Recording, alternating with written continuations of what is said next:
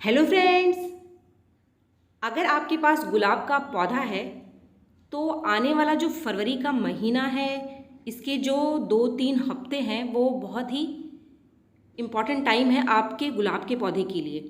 अगर आपके गुलाब के पौधे की फ्लावरिंग रुक गई है, इसकी पत्तियां पीली पड़ रही हैं और काफ़ी दिन से आपके गुलाब के पौधे ने फूल नहीं दिया है, तो ये टाइम है कुछ बहुत ज़रूरी काम करने का आपके गुलाब के पौधे पर।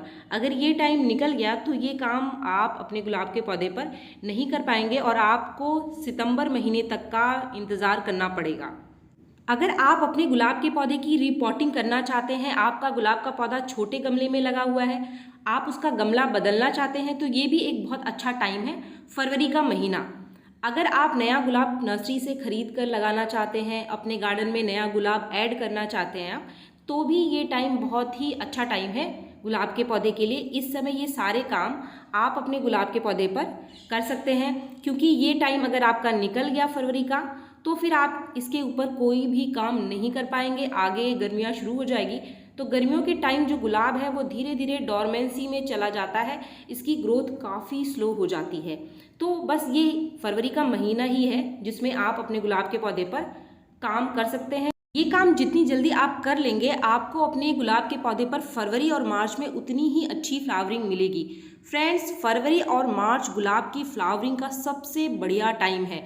बसंत ऋतु का जो टाइम होता है वो गुलाब की फ्लावरिंग के लिए एक ऐसा टाइम है जब आपके गुलाब के पौधे पर सबसे ज़्यादा फूल आते हैं।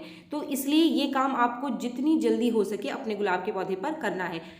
आज ये जो पौधा आपको इस वीडियो में दिखाई दे रहा है, इसमें काफ़ी सारा काम हम करने वाले हैं। सबसे पहले तो इसकी मैं स्टेम प्रूनिंग करूँगी और इसकी रूट प्रूनिंग भी हमें करनी पड़ेगी।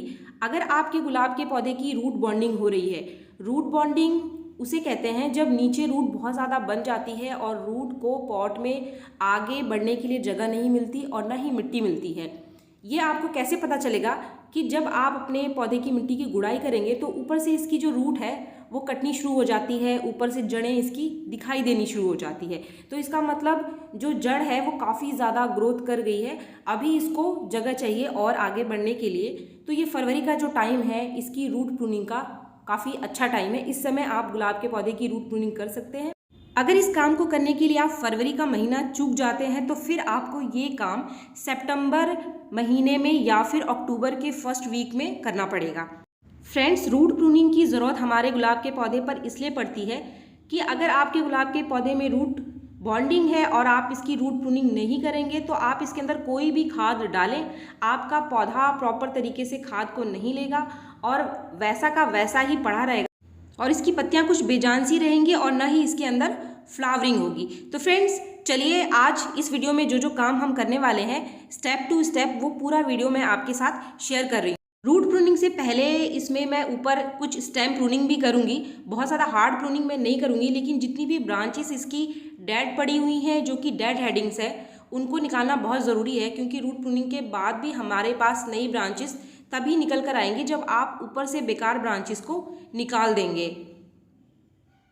ऐसा करने से हमारे पौधे को एक शेप भी मिलता है और ऊपर पौधे की ग्रोथ भी अच्छी होती है और जितनी ज़्यादा नई ब्रांचेस आपके पौधे पर निकल कर आएंगी उतनी ही ज़्यादा कलियां बनेंगी। गुलाब के पौधे पर कलियां हमेशा नई ब्रांच पर निकल कर आती हैं, इस चीज़ का आप ध्यान रखें। पौधे पर नई ग्रोथ के लिए टाइम टाइम पर इसकी स्टेम प्रूनिंग करना भी बहुत ज़रूरी होता है। इसके साथ ही इस पौधे की जितनी भी खराब होती हुई पत्तियां हैं, पीली पड़ती हुई पत्तियां हैं, मैं उनको भी पौधे से निकाल लूँगी, उनको भी मैं इसमें बिल्कुल भी नहीं रखूँगी। तो अभी हमने जो पहला काम था वो हमारे प्लांट के ऊपर कर लिया है। अभी टाइम है इसके ऊपर दूसरा काम करने का, जो है इसकी रूट प्रूनिंग। रूट प्रूनिंग करने के लिए सबसे पहले तो हमें इस पौधे को पूरा ही बाहर निकालना पड़ेगा। इसके लिए आप साइड साइड से इसकी थोड़ी सी खुदाई कर देंगे तो इससे आसानी से हमारा ये जो पूरा का पूरा रूट बॉल है वो बाहर निकल करके आ जाएगा। गार्डनिंग में ये सारे काम थोड़े मुश्किल है और मैं सिर्फ एक हाथ का ही इस्तेमाल कर रही हूँ। एक हाथ में मेरा मोबाइल है। थोड़ी सी मेहनत के बाद जो है ये फाइनली बाहर आ रहा है और ये निकल गया। तो फ्रेंड्स, ये पूरा का पूरा रूट बॉल हमारा बाहर आ चुका है और आप देख सकते हैं कि इसकी जो रूट की ग्रोथ है वो नीचे तक कितनी ज़्यादा है।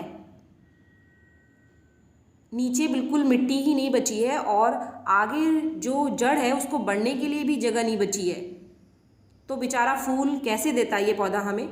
फ्रेंड्स, लेकिन ठंडियों के स्टार्टिंग में इस पौधे ने काफ़ी बढ़िया फ्लावरिंग करी थी। इसकी वजह यही है कि इसकी जो जड़ है इसकी ग्रोथ बहुत अच्छी थी। जिस भी पौधे की जड़ की ग्रोथ बहुत अच्छी होगी तो ऊपर भी पौधा आपका अच्छा ग्रोथ करेगा और फ्लावरिंग भी अच्छी करेगा। अभी जो टाइम है इसके रूट बॉल को काट कर निकालने का।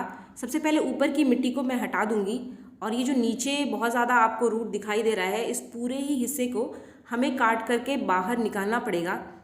फ्रेंड्स, बहुत सारे पौधों की मैं रूट प्रूनिंग करती हूँ, लेकिन जो गुलाब के पौधे की मैं रूट प्रूनिंग करती हूँ तो मुझे थोड़ा सा डर लगता है, क्योंकि गुलाब का पौधा एक ऐसा पौधा है जो बहुत ज़्यादा ख़राब होता है। अगर हम इसमें थोड़ा सा भी ध्यान ना दें तो ये पौधा एकदम से ख़राब हो जाता है। फंगस लगने की वजह से ही ज़्यादातर केसेस में ऐसा देखने के लिए मिलता है। अब ये जो रूट बॉन्डिंग थी इसको हमने पूरी काट दी है, नीचे का पूरा काट दिया मैंने, और कुछ सिर्फ 40% ही रूट को मैंने रखा है, जो कि बेस से जुड़ा हुआ रूट बॉल है, हमें सिर्फ उसी को रखना है।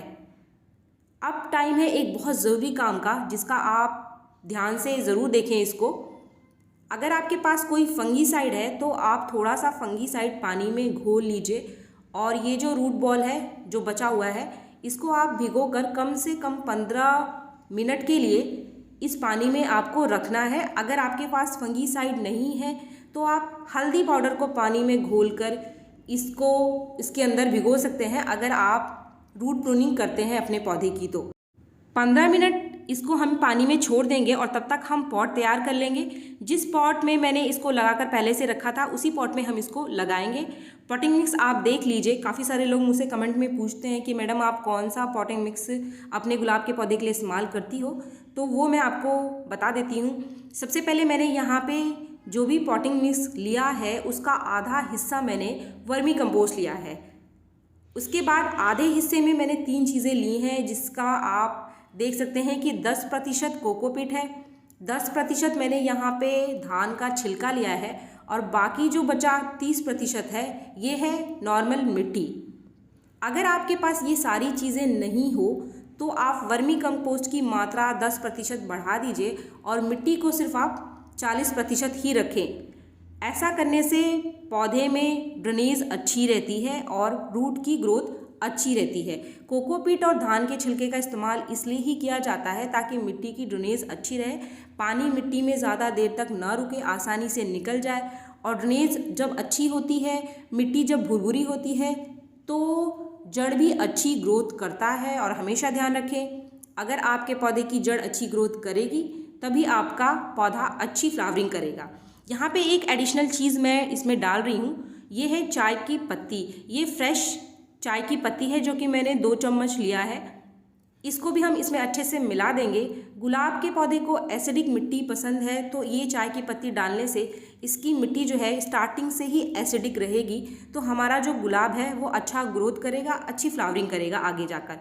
फ्रेंड्स, अगर आपके पौधे को रूट प्रूनिंग की ज़रूरत है तभी आप रूट प्रूनिंग करें। अगर आपके पौधे को रूट प्रूनिंग की ज़रूरत नहीं है तो आप कभी भी रूट प्रूनिंग ना करें। हाँ, रीपॉटिंग आप कर सकते हैं, छोटे गमले से आप बड़े गमले में अपने गुलाब के पौधे को ट्रांसफ़र कर सकते हैं। अगर आपके पौधे की रूट की ग्रोथ कम है तो आप कभी भी इसकी रूट प्रूनिंग ना करें। हाँ, रीपॉटिंग आप कर सकते हैं, आप इसकी मिट्टी बदल सकते हैं अगर आपके पौधे की ग्रोथ अच्छी नहीं हो रही है तो। अगर आपको अपने गुलाब के पौधे की रूट प्रूनिंग करनी है, इसकी रिपोर्टिंग करनी है, तो फरवरी का टाइम बेस्ट है। आगे आप इसकी रूट प्रूनिंग और रिपोर्टिंग करने से बचें, फिर आप सितंबर महीने का वेट करें। फ्रेंड्स, अभी गमले में हमने पूरी मिट्टी भर ली है, हमारा गमला बिल्कुल तैयार हो गया है। ये जो पानी है जो कि फंगीसाइड वाला पानी जिसमें हमने इसके रूट को भिगो कर रखा था, इसी पानी को आप इस पौधे में डाल दीजिए। ऐसा करने से इसके अंदर कोई भी फंगस वगैरह है वो ख़त्म हो जाएगा। पानी की मात्रा आपको इतनी देनी है अपने पौधे में ताकि पानी नीचे से बाहर निकलने लग जाए।